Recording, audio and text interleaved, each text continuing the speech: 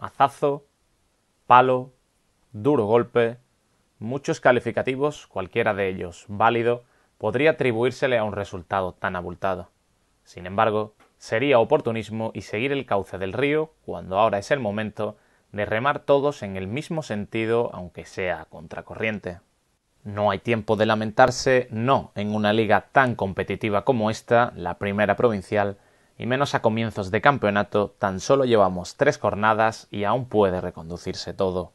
Al fin y al cabo, no dejan de ser 3 puntos los perdidos, por amplia que sea la renta recibida, cuando, realmente, fueron más importantes los perdidos la pasada jornada en casa ante un rival directo y recién ascendido, como el Racing Los Morales, que debieron ganarse, que la presente derrota a domicilio ante un gallito de la categoría aspirante la pasada temporada al ascenso hasta el último tramo de la misma y candidato a todo en la presente. Según fuentes cercanas al club, el técnico Camilo León tuvo una charla seria con los jugadores a la finalización del encuentro.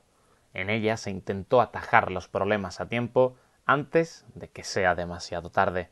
El presente partido hay que tomárselo como una llamada de atención, junto con las 2 derrotas anteriores, para comenzar a poner todo en cada encuentro y cambiar la dinámica para lograr el objetivo de la permanencia.